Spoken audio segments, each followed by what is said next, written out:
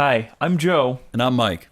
and you're listening to How Many Fingers Am I Holding Up? The podcast. And this week we'll be reviewing 13 Hours, The Secret Soldiers of Benghazi. Paid for by Bernie Sanders for president.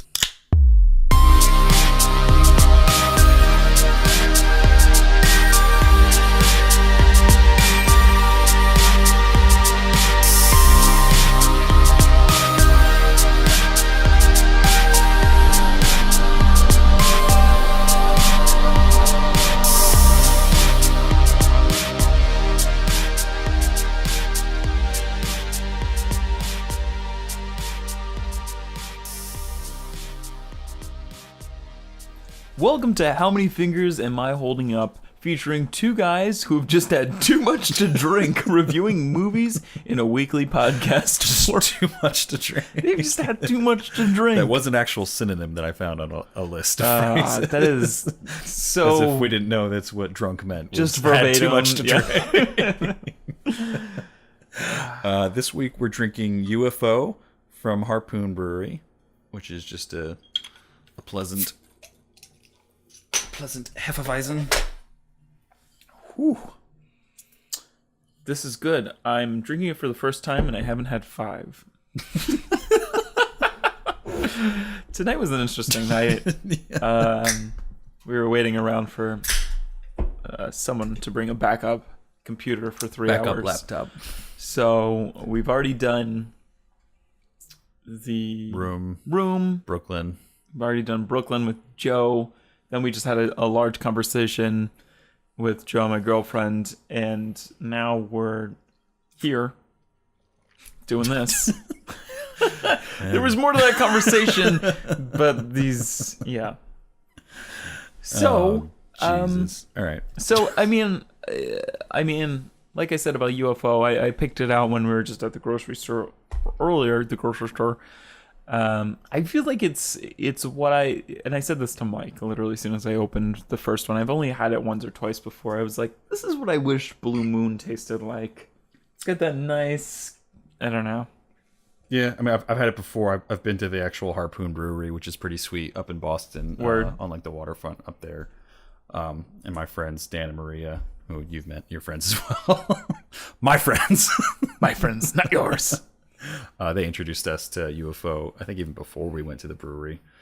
I think I actually had way too many of these the night before we went to the brewery, so I was too hungover to act. So I probably didn't actually have any at the brewery now that I think about it. Right. But yeah, I think it's a good beer. It's an unfiltered wheat beer, I should say. So what does that mean exactly? Well, the bottom half, you can't, I guess you can kind of see it. It'll be a little cloudy there. To my understanding, I think it's when you're brewing the beer, you have that I forget what they call it. It's like a sock basically that you put all the flavoring in when you boil it in, and then I guess you would probably filter the beer after that because some of that can kind of come out of the the sock. Right. I could be completely wrong. This is just what I'm assuming from my knowledge of the process of brewing beer.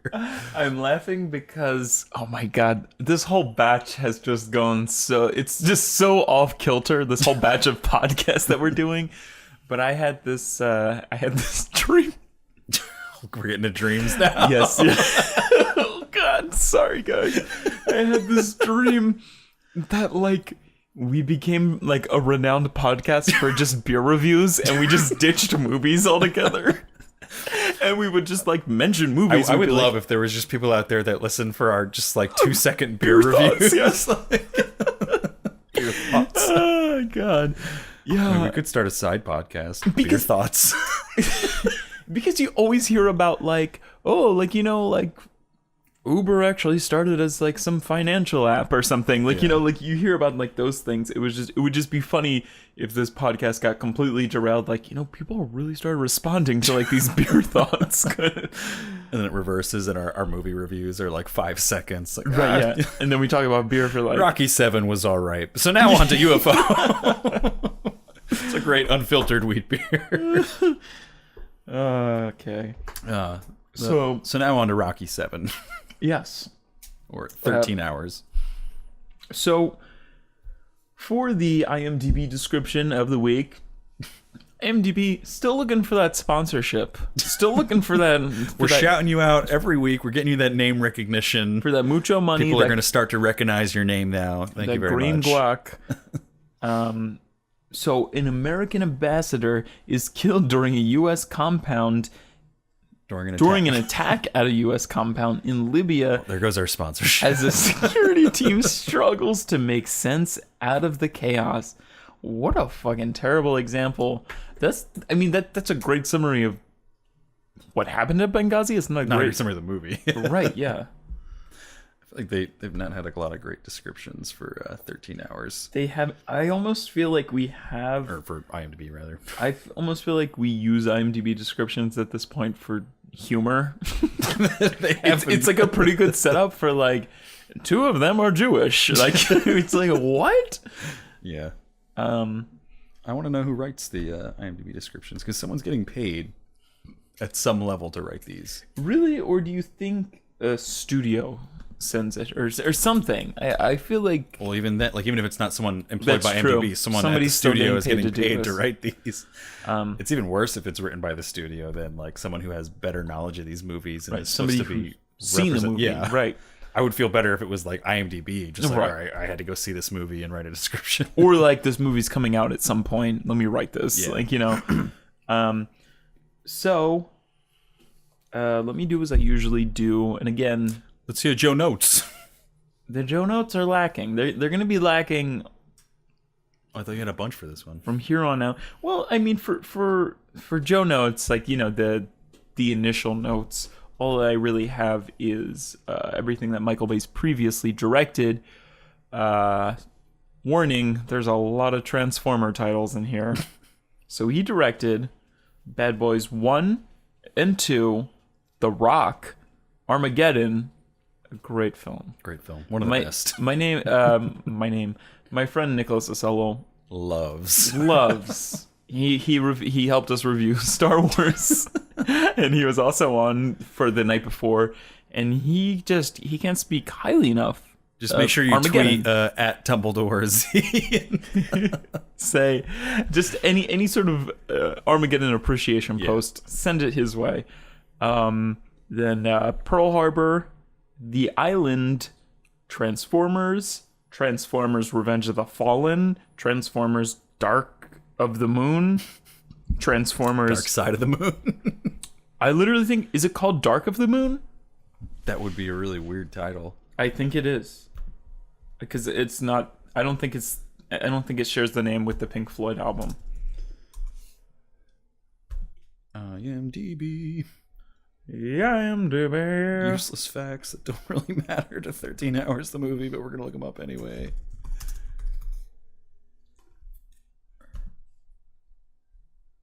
Michael Bay, Transformers. Am I right? Yeah, I mean, he directed it. That's a guy. Are you serious? That is Dark of the Moon. I guess I never saw that one. I didn't. What a shitty name. I don't know if anybody saw it. That literally looks like a typo, like someone just left out. Exactly. No. And the thing was, when I was typing this, I literally had to be like, wait, what, like, kind of thing. Transformers Dark of the Moon and Transformers Age of Extinction and Pain and Gain. He directed all? I thought he only just directed 3. I think he directed all of them. We're off to a great start. He's doing all of them. Oh, you're right. Yep. So, the film is literally called 13 Hours. The Secret Soldiers.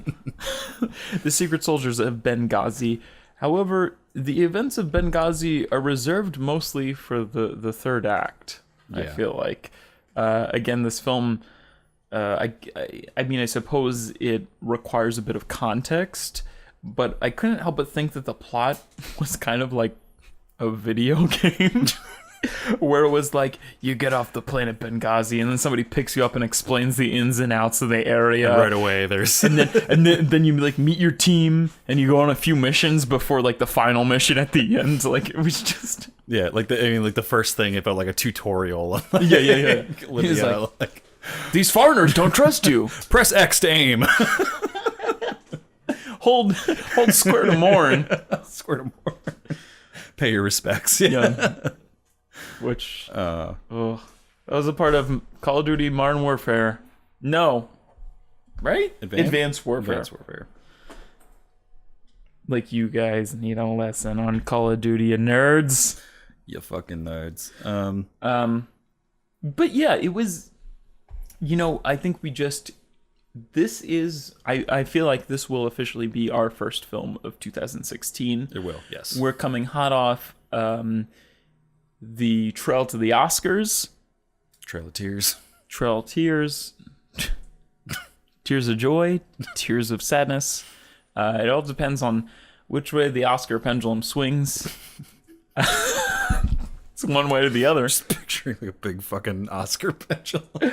But, however, I feel like if this was an Oscar film, it would have been like covering literally those 13 hours, kind of. And I think coming right off of like Oscars, like, I was able to be like, whoa, we're back into normal movies. Yeah, movies that don't matter. Seeing this movie. And I even think, even though there are movies like, what was it called? What are some army movies like some Oscar army movies that have come out? The Zero Dark 30? That was what I compared it to. Zero Dark 30 a lot. I compared it to Black Hawk Down a lot. Right. But like Zero Dark 30, and I feel like somebody was like, well, like it missed like the Oscar cutoff. I was like, no, it didn't miss the Oscar cutoff. They buried it right after the Oscars. The studio saw this and was like, why fight for money? Like why fight for attention in December when we could just have a normal release in January and just get like way more money, and there's no need, kind of thing. It's a Michael Bay movie. I'm sorry, Michael Bay, you're not Oscar material. Yeah. Although, I mean, I do think a lot of like Michael Bay criticism is like unwarranted. I do, as an artist, at least, maybe not as a person. Like, there's that whole like shitty thing with him and Megan Fox, and like the weird shit he would say to her on the set of Transformers and sexual harassment. That's not cool. But speaking strictly as an artist and an auteur, I do like a lot of his films. Yeah, like I mean, it's hard to really knock like Bad Boys and Bad Boys 2. How do you knock those? Those are some of the coolest action movies of all time. The Rock. Armageddon, Nick Olso's favorite movie.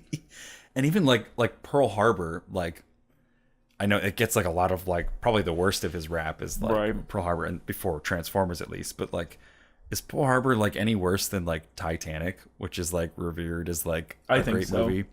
I think so. Is it much worse than Titanic though? I mean it's just like I thought Pearl Harbor it's a historical like period piece that throws like cheesy like romance in there, like right. I kind of put them on like the same par. I don't, but that's besides I mean, the rest of the point. world doesn't, but either. Right. And even like like the first Transformers, like that's for what it is. It's not a bad movie. Not at all. It was. I don't even think critics hated that. I mean, it's like even before Transformers came out, there was this perception of Michael Bay as just being like explosions and like whatnot, but like. It's not like his other movies didn't have like some form of like heart in them. Like even in like Bad Boys and Bad Boys 2, like, mostly like a comedy movie. Like there is you know, a good plot going on. There is emotion going on. Mm-hmm. Definitely in like The Rock for sure, in Armageddon. Definitely, yeah. And even in Pearl Harbor, outside of like the cheesy romance, there's like definitely, things to care about. But then I feel like 13 hours to kind of jump into that does not really have any of that heart that is in Michael Bay movies typically. I feel like if you look at his last few films, it's just been like Transformers, and Pain and Gain, which I haven't seen, but from what I understand has not so great reception. Yeah. When it could have been a similar caliber of what Bad Boys could have been, because it looks like a similar setup kind of thing. I think he's maybe just lost touch in a bit. Is that unfair to say? I think if you do enough Transformers movies, I think anybody could lose touch with just reality. Yeah. And it could be that. I mean, it could just be a case of him kind of just giving in to the stereotype that existed beforehand, where he's like, well, I made these decent movies beforehand and they still made fun of me and said I was all about explosions. So why people like don't that I not just make movies that are literally just explosions and just cash the same checks? I mean, in there, I believe they exist out there, but there's like Michael Bay fanboys. There's people who like those explosions. They like movies like this, and it's a good time for them. I really didn't have a problem with Michael Bay, like as I was saying before. Not at all. I thought a lot. I don't consider him a bad director. I think he knows how to do action. Yeah, and it's not like he was ever trying to make like Oscar movies or like critically acclaimed movies. He knew exactly what he was doing with all these. He was just setting out to make good time summer blockbusters for the most part. Right. This does feel very different from a typical Michael Bay movie, though. This is very different. Right. Even apart from like, kind of like the lack of heart that I felt this movie had, like it didn't have the same type of like adventure and like punchlines and comedy that the other ones had. Like, obviously this is a much more serious topic than a lot of his other ones. Right. This is I almost couldn't believe that this was being directed by Michael Bay when I saw the trailers. I mean, maybe just because I was seeing the trailers during Oscar season, and I thought, geez, like Benghazi is a pretty touchy subject to come off of, like, I mean, Pearl Harbor is a pretty one-sided, like, like it's like, well, those were like suicide bombers that just bombed like, a portion of our Navy, or a Navy base or whatever. It's a pretty cut and dry scenario. Whereas Benghazi is, again, it's something that's still being discussed until Still today. Shrouded in a lot of mystery, yeah. Just because, Hillary Clinton is running for president and she was involved with that and everything. So it seems it's the first Michael Bay film that seems oddly political. And it's not just because of Hillary Clinton. There's a lot of things within this film that are very political and like very just sort of humor at somebody's expense, sort of. And I want to talk about that just because the David Costabile character, he's done like a ton of character roles, or as they simply refer to him as Bob. Yeah. And the relationship that these hired military men, what is the proper contractors? Yes. Military or CIA contractors, rather. Okay, so CIA contractors, and it's, I mean, maybe, fuck it. So, I mean, because here's the thing. From the trailer, there's a bunch of things that you can take from the trailer. What? I didn't start the timer until now. Oh, well, fuck it. I mean, you can always We'll never know how long this was. Right. So anyway, this David Costabile character, or Bob, is essentially in charge at this Benghazi center. Yeah, so there's the U.S. embassy in Libya, in Benghazi. Right. And then nearby is a CIA station that's secret and that they're trying to hide from everybody. And he's the station chief there. Right. And there was he is almost playing an antagonist the entire film, even though he is an American. Just like, can you guys just do your fucking job? Like, oh yeah, you're the fucking meatheads around here, and they literally demonize him as this like paper pushing, just like coward, right? Compared to like these like bearded, muscular macho men of CIA contractors. And there's like one specific scene where like he's talking to perhaps the most reasonable out of all of them, who is essentially the protagonist, the John Krasinski character. Jack Silva, yeah. And he's talking to him, and he's like, listen, it's simple. Like, all you got to do is just listen to what I say. And then he throws a bunch of just random, like, shit in there. He's like, also, I hate a bunch of guys in your squad. Oh, fuck! And then he's got, like, a window cracked open in the back. And, like, this is, like, literally, this encompasses the entire film. I forget which character it is, but he's what do they call him? Tyrone. Yeah, Tyrone. And he's like the secondary character who introduces John Krasinski to he's Jack Silva's friend. He's the one, he's basically the commander of the the contractors at least. But so anyway, near the close of this conversation with John Krasinski, you just he's like, "Would you shut up back there?" kind of like thing, like out the window. And meanwhile, it's like Tyrone in these like short shorts and just like completely topless, like ripped body, and he's like flipping like a big like tractor tire, and he's like sweating like profusely. He's like, "Would you shut up out there? Is this necessary that you work out your hot body with your muscles?" And like, obviously he doesn't say that, but it's like implied, like, "I'm jealous of you, you alpha male, I hate you." But it's also like even when that scene like happened before they had like really started to like paint the differences between like these two characters, like right.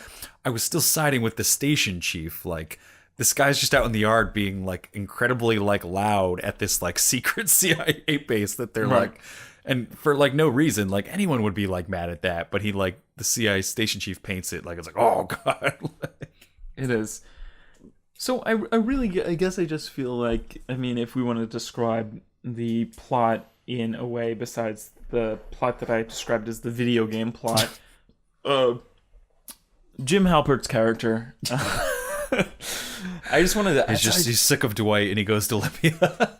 He says, "Pam, I know we have these 2 daughters, but... we're having trouble raising them. We need some money." Mm-hmm. Also, I've been in the CIA this entire time.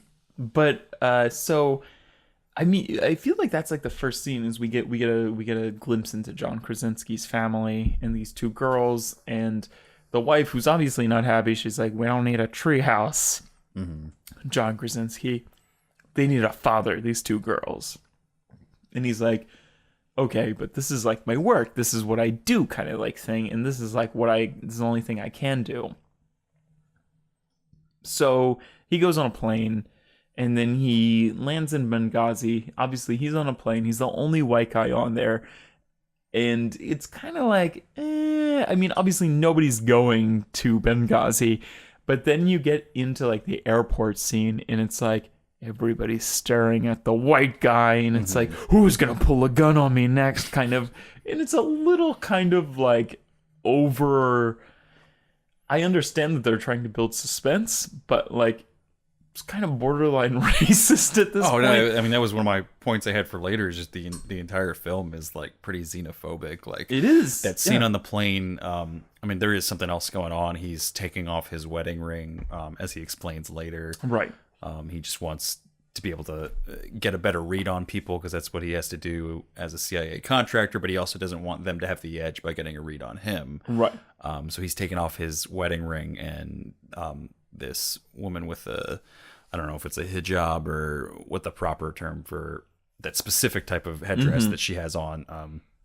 She looks over at him and he just gives her this like kind of like stare, like you just got a bad feeling about that like right away. And then the rest of the film just kind of goes on from there where it's they don't really take time to like understand the other side of this country that they're in, and it's like it's all just white like American men for pretty much like the entirety of the film, where like even in like Pearl Harbor, like where there were like kamikaze like dive bombers, like Michael Bay took the effort to like, you know, show scenes with them to show that the dive bomber, you know, with like photos of his family and like at least try to understand his mindset a little bit, whereas I feel like they never really get into that in this film at all, to the point of it coming off xenophobic. It does. It seems... It's just so... I don't know. There's... I don't even want to say this till, like, a little later again. But there's good films about the military and war and everything. And I would place, like, Saving Private Ryan and Black Hawk Down, and a more modern piece would be The Hurt Locker. And it's just kind of like in The Hurt Locker, they even express like, oh, you never know who's going to be doing what kind of thing. But in here, it's just like everybody's a fucking enemy. It's like you're like over there and it's not.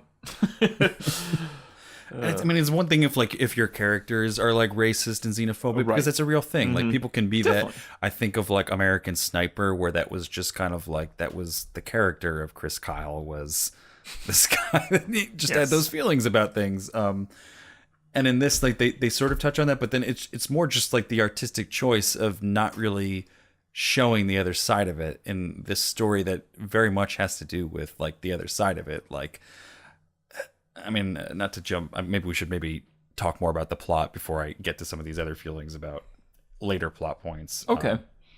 So, I mean, he lands in Benghazi. The Tyrone character picks him up, and of course, right off the get-go, like, they get stuck in some sort of traffic jam, which I'm sure happened, and there was, like, a Mexican standoff in, like, the car, and he's like, I got drones right above you, you better let us go, kind of thing, and so they did, and so they get to the base, and they set up, like, oh, here's the crew, here's the Bob character, and here's all the other people, and really, I mean, they go on missions, and I mean, I don't know what parts of the plot that you want to explore, if you want to talk about beyond. I mean, I wasn't crazy about the beginning because it was, like we've said before that they spent a lot of time on the beginning and not so much time on the actual like 13 hours part of the movie. I kind of I wish they spent more time on. And it's just kind of like this weird like. It was almost like feel good in the beginning half of the movie where it was like, oh, here's your 6 like lovable guys for like the CIA contracting team. And here's where we're staying in like Benghazi. And like things aren't so bad. We're playing video games and we're drinking beers and you can take your shirt off and go throw tires around in the yard. Like, right. I don't know. It was just kind of like feel good. But not really in like an effective way. Like even like when they were making punchlines, it wasn't really like really landing a lot of the jokes a lot of the time. I'm trying to think when like the real like turning point would be. It's hard to tell. This was like a very hard film to follow. I don't want to jump ahead, but by the time they were going to the estate that the ambassador was at, is like when they were there. And when they were coming back to Benghazi, like, you just lose track of what is happening in this film. Yeah. It's, you know, like, you can take, like, it's okay for Michael Bay to take some sort of liberty with, like, you know, maybe this didn't exactly happen. We don't have to follow it by the book of what these guys say. But it's just, like, literally just, like, people screaming and, like, people shooting. And you really like lose track of what the fuck is happening. Yeah. I mean, which can definitely happen in war and would almost definitely happen during this event, but it doesn't make for good filmmaking. And I think that's probably one of my other bigger complaints is that they try to cram a lot in here and they don't really try to cram like the right stuff. Like it would be one thing if they like spent like the first half of the movie really developing these characters, but they don't. Like they don't. I don't know any. They're of these basically characters. just like 6 indiscernible guys that have beards and they're macho men, and they all are punchline type characters that punchline. And like the most that they're willing to give them is like the amount of family members that they have back home that they care about. Like that's really the only distinguishable difference between any of them. And they really don't give us any reason to care about these characters. Like having a family back home as a soldier, that's not a reason to care about a character in a film as much as that's a reason to care about a person maybe and feel empathy for them. As far as being a character in a film, we need more. We need to know who this person is, apart from the random punchlines that they keep like spewing. So they had the entire, half hour, 45 minutes before shit starts going down that they could have been spending on stuff like that. But instead they spend it on like the CIA station chief and their location and these random missions that they're doing that really have no bearing on what the plot ends up being later on as the actual Benghazi situation unfolds. Right. And I guess that's where things start to turn.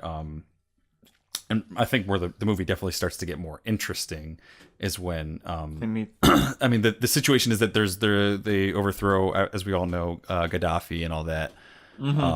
And there's still, rioting and unrest going on in Libya. So the American embassies have been pretty much emptied. But the one American ambassador, Chris Stevens, I think his name was, or something like that, Chris Stevens, yes. Yes, I got a great That memory. was good. Yeah. Wow. Woo! So he comes back to Libya, and he's kind of Right. like a rock star there. But the thing is, he's only got like 2 or 4 security guards at his estate, and they're not very well trained, as they make note of later. Right. So as part of that mission, the CIA guards are kind of briefed on that and brought to the estate, and they're kind of just kept like basically on call in case anything happens. They're supposed to sort of handle that, or at least know about it. There's almost too much foresight in this movie. I mean, like they're giving these 4 guys who are incapable of looking after, of protecting or looking after Ambassador Chris Stevens. Obviously, this squad of, what is it, 6 guys? 6, yeah. They definitely all have their piece to say about like this isn't properly protected, yada yada yada. The one guy, Tonto, says at one point, like, you're gonna fucking die. Right, yeah, but who has, I mean, and again, I don't know the consistencies of this film and to what actually happened, but like who has like foresight like that? And also it was a little just too obvious of like what was gonna happen. At one point there's like a narration via the ambassador who's like who's keeping a when journal. he's reading the journal, yeah. And he's like, I've noticed a lot of people like looking at my estate and like all this like crazy stuff, like just kind of really set, like even if you have no idea what happens in Benghazi, you're already like, this guy's going to die. Yeah. He's being painted as a hero and as like he has 0 flaws, like this guy has to die. And he's like noticing, again, he has incredible foresight. Yeah. I mean, they do go into the point where like the CIA contractors, like they've all had like 12, 13 like years of experience. Right. And then when it was a funny scene at the time because they're leaving the estate and like they're definitely like within earshot of the other security guys, and they're like, what do those guys have? Like 6 years of experience between all of them? And I just want to be like, Jim, shut the fuck up. Like they can hear you, dude. It was really fucking rude of you. But that estate, I feel like when they show that, I feel like that's when like Michael Bay brings Michael Bay into Benghazi. Like even like they have like that mansion and they have like that Scion pool kind of like, the light like bounces off the pool and onto the mansion and like it's got like that wavy look. Like it almost just looks like a scene from like Pain and Gain kind of like it's like Miami all of a sudden. I don't know. So anyway, I mean, advance the film to the actual events. And so this estate that they were just at, where the ambassador is, comes under attack. And this is where, again, this is the part where I really start to lose what the fuck is happening in this film. Yeah, I mean, this they're all over the place. There's just like unnecessary detail of like who's going where and what's happening here. And I mean, I don't know, like one of the complaints I had is that when the film like first starts off, they have like that like news clip type thing where it's like, oh, here's like, what's going on in like Libya. Like, they're overthrowing Gaddafi or whatever. Yeah, but they almost like tell you like too much, like stuff that we could have gotten from dialogue somewhere later in the film if you were a better writer. But then like other things that like we need for the movie that we actually end up watching, they don't tell us, like who Feb 17 is. Like we sort of learned that from context, but they just don't explain it, and they don't give us enough context to really understand Feb 17 as like a group or a concept. I still don't fully understand that at all, but I guess sort of they're like Libyan locals that are working with them. Right. But they don't explain like where that term comes from. And it's just we just have to accept Feb 17. That's a thing. Right. And we slowly start to learn who they are. But I guess Feb 17 are guarding the like gates of the ambassador's estate, and they either they're paid or they're working with someone or they're just scared, but they just run off, and then they storm the estate, and that's where like Benghazi as we've come to understand it starts to happen in the movie. Right. So again, I mean, I don't have many notes about this part. I mean, essentially, the terrorist group of Libya, or just Yeah, they don't really explain that part either. Is it just locals, or is it the terrorists, or right? And maybe maybe I would be more in tune with this sort of thing if I personally don't know that much about Benghazi, and I'll be the first to nobody does. Right. That's why it's obviously the Secret Soldiers. Mm-hmm.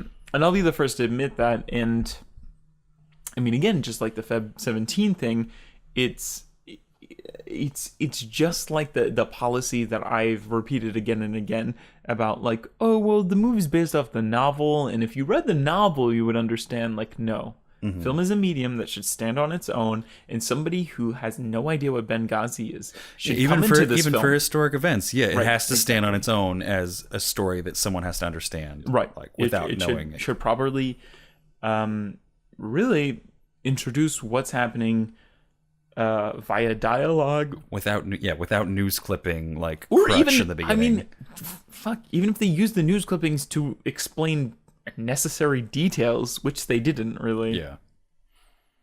I don't know. Anyway, it's a big long scene where it's just they jerk off that fucking idea of I'm making like a jerking off fucking motion right now of the Bob character being like, stand down, stand down, you can't go over there and save them, stand down. And like that was something that I really had a problem with, because like he's doing the right thing. Like technically, like they demonize him in this movie, exactly, right?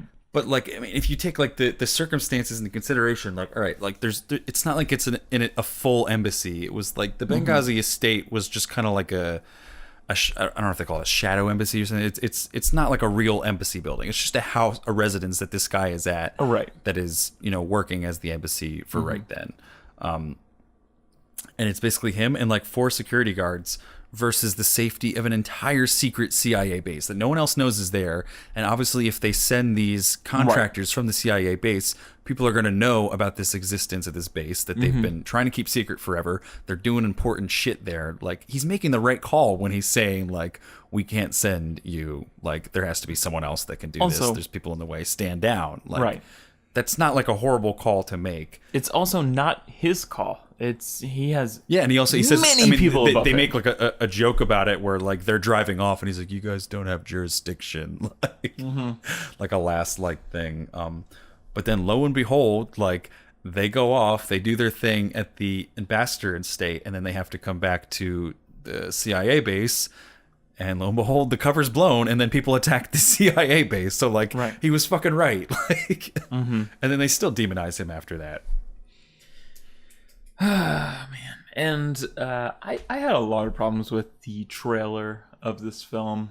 Like, I remember seeing this trailer a lot, again, like I said, late into the Oscar season, just because they were starting to promote this film.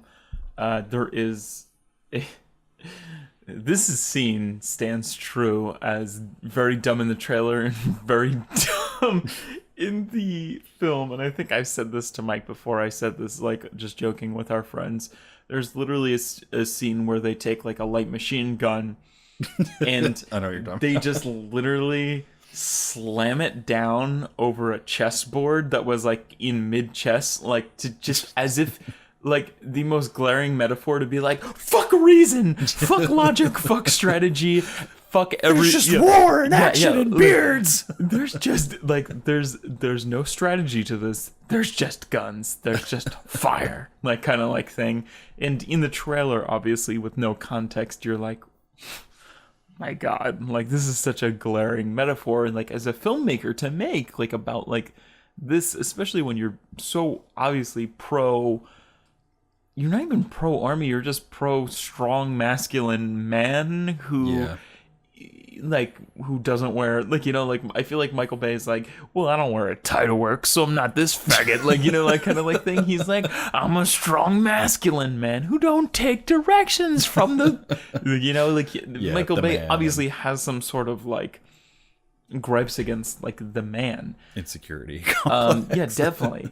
But just to have somebody smash a chessboard in mid-play with a light machine gun is terrible fucking filmmaking. It's unless you're trying to show somebody in like a terrible light, I think that was just like a bad thing to do.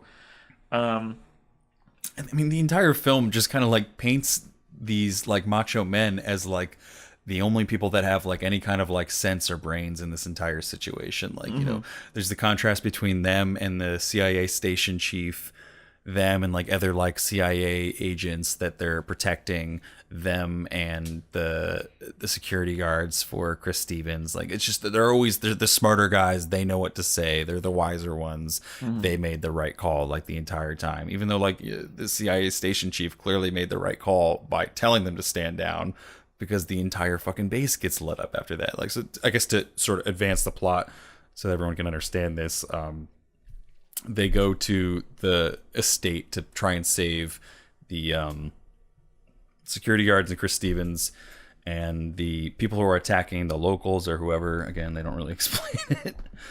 They basically light the entire building on fire. So the security guards and Chris Stevens, they retreat into a bathroom, and when the CIA guys are actually allowed to go there and break in, they're able to save the security guards, but Chris Stevens has asphyxiated from smoke inhalation or whatever in the bathroom. So they don't actually save him. And then there's a really humorous, but you're not really laughing with the film as much as you're laughing at the film. I think you know what scene I'm talking about, when they all the security guards pile into a car and John Krasinski's like, all right, make sure you turn left when you go out of the compound to go back to the CIA base. Of course, for some reason, the guy is just like on crack or something at that point, and he's like, what did he say? Did he say turn? I think he said turn right. Right. And I mean, John Krasinski definitely says like, are you okay to drive? Because he was one of those, he was the security guard in there with Chris Stevens, and he's obviously inhaled a lot of smoke. Yeah. He's not in the right mind, but it's just a goofy scene to have in there, like where like again it's trying to prove it's that like it's too blatant to have the difference between like left and right. Like, all you got to do is turn left, and that's all he couldn't do was turn left. So I think we ought to turn right, and then I think he turns left and then goes back because he's thinking whatever. And then they have like a punchline later where like when the car actually gets back to the CIA base, like John Krasinski's just like, oh, you should have turned left. Right. There was one guy in the theater that really enjoyed that joke. Like, it's not the type of movie that really gets a lot of laughs. Like, there's a lot of punchlines, but no one's really laughing the entire time. But that punchline, that some guy in the theater just enjoyed alone. Can I tell you who I really fucking loved in this movie, though? Yes. And I think you might already know already, Pablo Schreiber, or as we know him as Nick Sabatka. Sabatka. I feel like he showed up and like he played the character. He shows up in everything. Like, I feel like he showed up on set and was like, "This is the character I'm playing." He took it very seriously, and even though he was the punchline guy in a field of punchline guys, kind of thing, the punchline-ier guy, right. He was fantastic. He was great, and that was the thing, is that I think during the actual Benghazi scene, when they're really holding down the CIA base, I think Michael Bay makes a smarter decision to show, I think, when they're done coming, when the waves of people are done coming. Libyans. Right. All Libyans are bad, apparently. It was either like the waves were over, or like they got the reinforcements to come pick them up and bring them to the airport. He had, he's been he's been the funny guy. Oh, all right. I know what scene you're talking about. This is like really towards the end now. Right. And he starts to cry, and he does it so well. He's obviously outranks every single actor in this film, and he just knows what he's doing, and he really knows how to work the camera, and it's so well done. And I feel like that was the only point that I really felt like true emotion for this film. No, yeah, and I mean that was a good part of the film. They had like the plant and payoff. Like earlier in the film, there was a scene where they're buying a big thing in the story is Gaddafi's like armory, basically basically just locals have just taken it into their own hands, and one of the missions of the CIA is to basically try and buy it all back. So they're doing like this meetup from these certain band of locals to try and buy a bunch of the armory back. And like things are getting like really intense. Like people are like pulling guns out, and he does what's the word for this like hand like sport? Hang loose, kind of like hang loose. Yeah, like I think there's like a J word for it too. Yeah. That I can't remember right now. But yeah, hang loose is a good word. That is a good scene. Yeah. Yeah, and like he shows like that to the one local guy, and that guy's like, oh, you know this, and then the guy does it, and he's like, okay, all right, these guys are fine, these are cool. So then they keep seeing like these cars pull up while there's just waves and waves of attackers at the CIA base later when they're basically hunkered down there, and they're never sure who is like a friendly or not. That's like a punchline throughout the entire movie is the Tonto Pablo Schneider character keeps calling Bob and being like, are we expecting any friendlies coming this way? Literally like 7 or 8 times he calls him to ask that. And they call him one time, and it's basically this huge fucking like army rolling up, and they're basically like, all right, we're done. Like, this is it. Like, he even says that at one point. Like, I think he takes his helmet off. Like, we're going to die. I don't need to be uncomfortable when I die. And then he has like a clear line of sight to this one guy in a truck from this like army. And just kind of like out of like a random thought, he does the hang loose thing, and the guy does it back. And he's like, oh God, like it's the wave of relief. And yeah, the crying is really, really good at that. But I feel like the editing wasn't great there. I feel like they let it linger like way too long. They did. Because it was literally like almost like a minute of just like, and it was great. It would have been good for like 30 seconds, but it just kind of like kept going too long, and just to the point where it's like, all right, we already felt all the emotions we needed to feel from that like catharsis. Like, it doesn't need to go any further. Yeah, it was like almost like, oh, we don't have enough minutes in this movie kind of like thing, right? I don't know. While we're talking about like acting, like I was really excited to see John Krasinski in this, just because he hasn't done much, and what I've seen him in besides like the horrible Away We Go, like I think he's been great in, like, and especially like the dramatic moments of like The Office, like I think he's really showed his chops. Yeah. So I thought, yeah, like why shouldn't he be able to do this movie? He was fucking awful in this movie. He was. And you know, like I'm gonna keep talking about the trailer because the trailer was just one long eye roll for me. And there's one I mean, like with context it makes a little more sense. When they're up on the rooftops, and they essentially have this vantage point where they're shooting at the oncoming waves of people approaching them, and he's like, I wasn't thinking about my family all day, thinking about them now. Like that is like a famous line from like the trailer. It wasn't more appropriate with the context, but it was still like that was the one part that I did like, and I thought he did play that part well. Like that tiny bit of like emotional monologue that he had. Again, that's horrible writing on the writer's part, to just not insert more of that throughout. Yeah, and that was the thing. It was like, I feel like his like this is sort of long, so bear with me, but like I don't know why I keep coming back here, kind of like Jim's like, not Jim. John Krasinski's like, I don't know why I keep coming back here, kind of thing. Took the entire film to convey, like, I don't know why I keep coming back here, but I love it here. Like, this is what I'm good at, is being in the army or serving like this sort of service.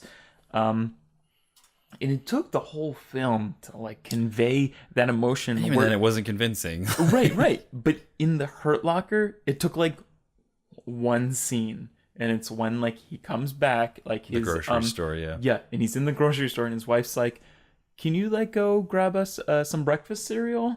And he's like, yeah, sure. And then it cuts to like a wide shot of like 100 breakfast cereals, and he's like standing in front of them, and then it's like overlaid with that dialogue, and he's talking to his wife. He's like, stuff is still happening over there, and they're like so overstaffed, and like they're so understaffed. What I mean, and like it's just like that's it. Like that's all you like. It's just like all of a sudden, it didn't. There's a lot of better ways to do things that they tried to do in this movie. A lot of simpler ways, right? I mean, I think he's good with some of the subtle parts like that, like subtle emotional dialogue. But he's not good at like the silence. He's not good at being like the action hero, and he's surprisingly bad with like the comedy in this. Like the few punchlines that they give him, he doesn't really deliver on. Although I feel like they probably could have been better. I mean, none of the punchlines are really well written in this movie. They don't do much. But I feel like they could have given him more because he's definitely one of the stronger comedic actors. Oh yeah, he's the strongest comedic actor in this film. Yeah. And then he's really horrible at like the intense scenes in this movie. Like I think going basically towards the end of the movie, after the whole crying scene with Tonto, and they're basically trying to load everyone onto these trucks to get him out and take him to the airport, and the CIA station chief, in another weird demonizing scene of him, he refuses to leave. Oh my and he's gosh, just like, I'm staying. Like there's work to do. And then just a really awkward scene where John Krasinski walks up to him and is like, get in the fucking car, like we're going. Like it was just not played well. And then probably the funniest scene in a movie that tried to be funny at parts, and it definitely should not have been funny. Spoiler alert, we are getting pretty late now, but later in the film, Tyrone dies in one of the more gruesome attacks on the CIA base. And when the guys come and they're trying to take everyone to the airport and they don't have a lot of time, they essentially push Tyrone's body off of the building. Right.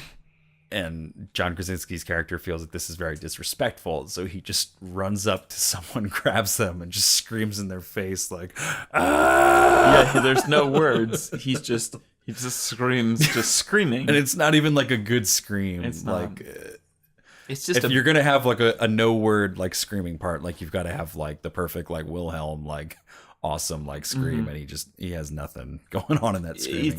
It's what should have been a very emotional scene is not. Who was also bad was Jim's office mate, who he's been reunited with, Roy. I'm not sure of the actual actor's name. Yeah.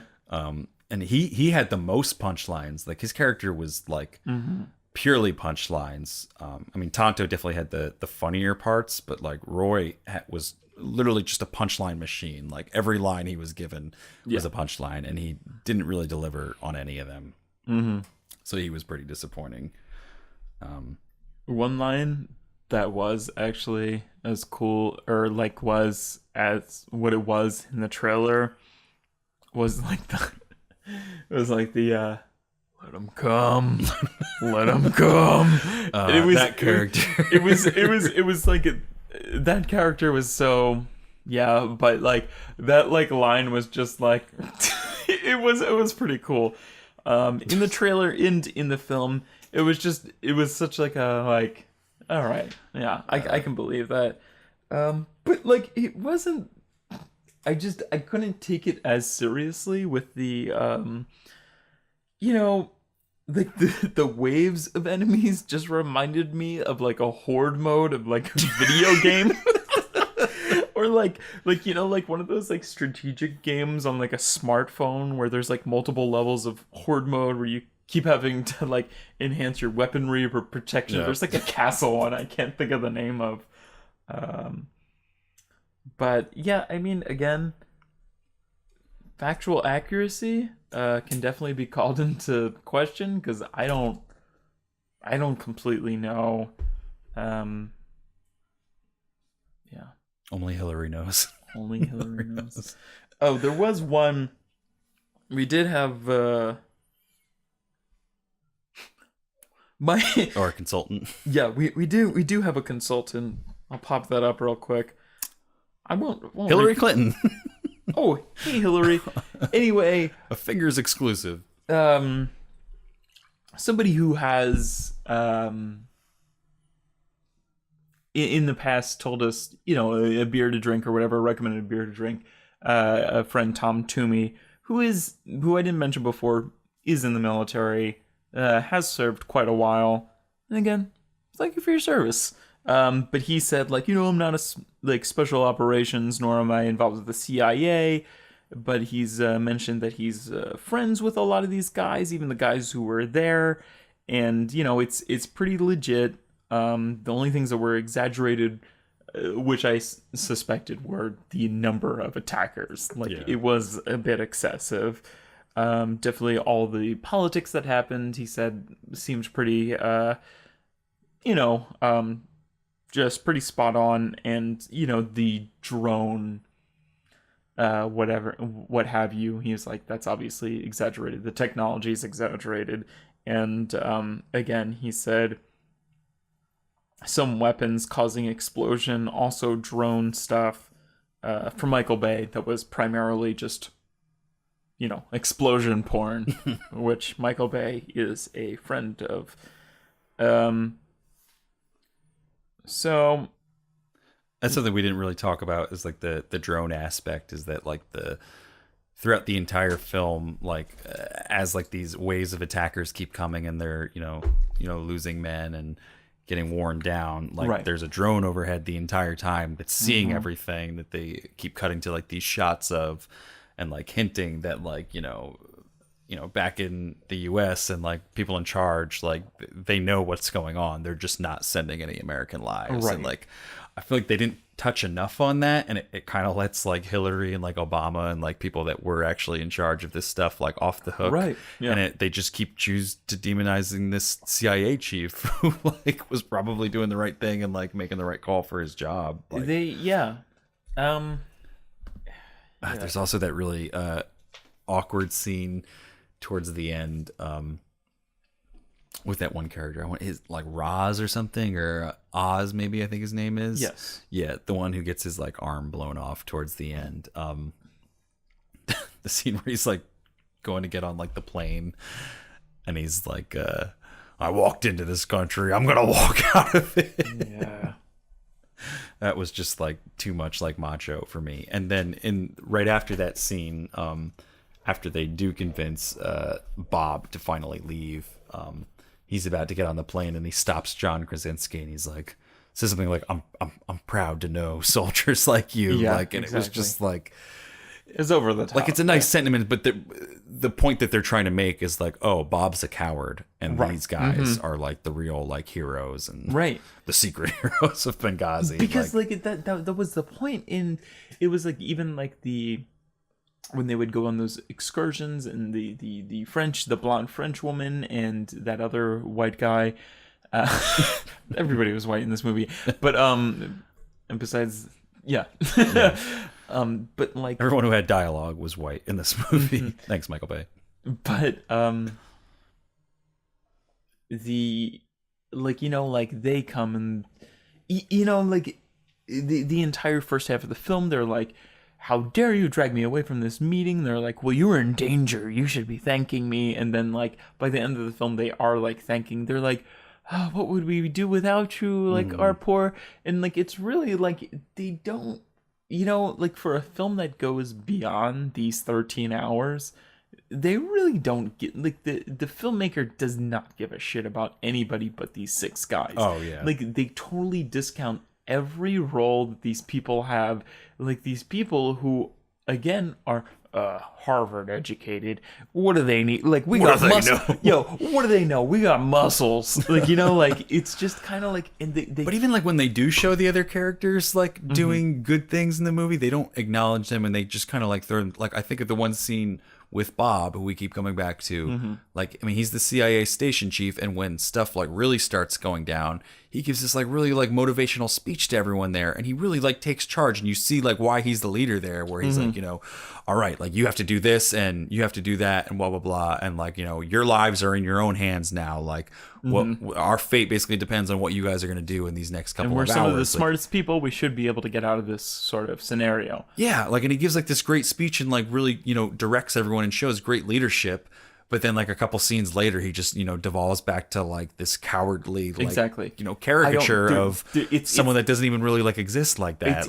It's not even like a couple scenes later. It's literally, we see a lot of fighting in the horde mode. And then literally the next scene that we see him in, he's sitting in like a trashed office by himself, not talking to anybody. And one of those 6 guys, probably like John Krasinski, has to go like talk to him and be like, I think it was Tyrone actually. oh yeah, like, what do you want us to do, kind of like thing. And he's just like sitting in like an office by himself, not doing anything. Like, I find that hard to believe that he was not doing, like, he was sitting in an office quiet by himself, like during these, I don't know. Yeah.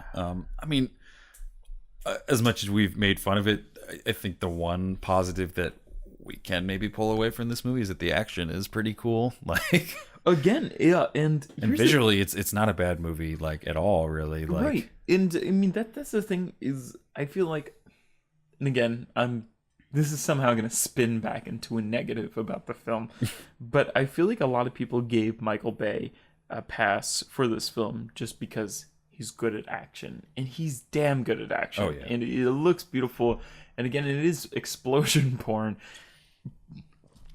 but I think on every other level besides it being an action movie, it just fails. It just falls on its face. So I think I'm pretty much ready to give some fingers. I have to think about what I'm going to give, so you can go first if you know. Okay. So again, like I said before, I think there are films that can cast the military or the active war or just anybody who serves our country in a more bright or intelligent light. For example, Saving Private Ryan, Black Hawk Down, The Hurt Locker. Hurt Locker was like my favorite film that came out that year. I could not stop raving about that film. When that film won Best Picture, I was through the roof. I was thrilled. So I don't want to give like a bad, like, I just don't like these kind of movies kind of thing. This is just a bad movie for what it is. Yeah. I think this Benghazi was an event that required a more thoughtful director. I think I love Michael Bay, but I think he was kind of a little out of his league. And again, after you're directing that many Transformers movies, like, how do you kind of go back to something that's more grounded like this? This is very grounded, very political. Most political movie he's done. So, Michael Bay is just not one of those directors that can film a film that this kind of tried to be. Again, so I guess I'm going to arrive. I think I'm going to give this one finger. I was... Which finger, Joe? I almost give this a half finger. But I think it deserves one finger. Yeah. I don't want to say anything. I feel like I've said everything I need to say. And anything else I'll say will be excess. No, but yeah. Yeah, and my reaction is similarly negative. I feel like the movie I compare it to most, not really in a good way, is Zero Dark 30. Just because Zero Dark 30 is like 30 times the movie that this will ever be. But I mean, it's like similar time periods dealing with, foreigners and, xenophobia in a way. And right. Zero Dark 30 handled that in a way where that even if they weren't really necessarily giving as much of a voice to these characters from the Middle East, they were at least they were showing the effects of, people torturing them and what that was doing to their psyche and stuff like that. And they were giving, those characters, humanity through that. Whereas this, it doesn't, sorry, I'm not sure cabinet over. It does not give any humanity to any characters that are not really white in this movie. And that really bothered me to like a difficult extent because like, even if you're like, the fact that they don't explain a lot of the differences between, you know, locals and Feb 17 and terrorists and whatnot in this movie.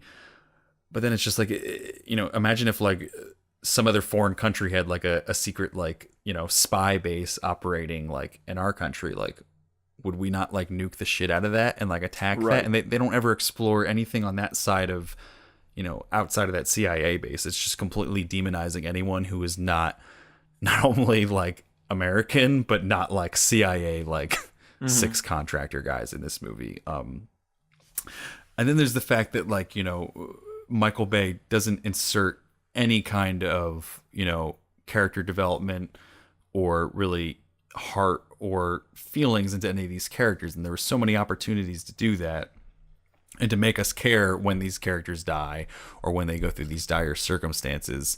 But there's nothing really thrown in there. And I don't want to say I enjoyed it. I didn't feel bored the entire time. Like, there is a lot going on. It's a visually stunning. There's some actually like really, really good shots in this. I think of the shot at the end of all like the bloody like curtains and stuff in the one zombie land that they call it. Right. And it's entertaining, but I also just felt it was just, I had so many complaints with it the entire time. So I think I'm going to go with 1.5 fingers. All right. I mean, there was some merit to it, but not enough to really give it any worthwhile kind of score. And you resurrected another thought before I had the movie, and again after the movie after I saw but like, this is just like, imagine like I'm gonna say this like I said about Hateful Eight, kind of like, imagine being a person of color seeing this film. Imagine being somebody who's just not American seeing this film. Oh yeah. Like, there just has to be, it not only is it pseudo offensive, but it's like things just have to be lost in translation. This is just a film made for American people to enjoy. It's slightly patriotic, but it's just more just gluttonous, kind of. Yeah. It's a movie that required more tact than they were willing to give it. Right. And in a capable director's hand, this probably could have been a decent movie. Like, right, if definitely. the Hurt Locker, Catherine, what's her name, had done, you know, this movie, she probably would have had the tact to handle, you know, this kind of political Middle East war drama type movie. But Michael Bay, in his hands, he really just saw action and a weird, you know, secret storyline that we didn't know about that was worth telling. And it is worth telling. It's an interesting story, but there are things that you have to do when you're going to tell a story like that, in terms of not only giving humanity to, you know, foreigners and to the enemy in this movie, essentially, but also giving humanity to the characters that we're supposed to care about in this movie. And it failed on all fronts on those aspects. So, what, you gave it a 1? I give it a 1. 1.5. So it's going to round down to a 1 in the end. So, which I think might come out to our lowest score ever, if I'm not mistaken. Yeah, I'm not definitely the lowest sure. score of 2016. Yeah, really. Being our first review of 2016. 2016 started out strong with an explosion that fizzled many out. of them. Yeah. So yeah, I mean, and I don't really feel, I don't feel any guilt over that. It's just, it is what it is. No, I don't think it's biased at all. I think it's just not a great film. It is, and you know, I think people may have their complaints about the military or what have you, but I don't, you know, as pro-military as this is, and as biased toward the military as this is, I don't think this casts the military in a good light.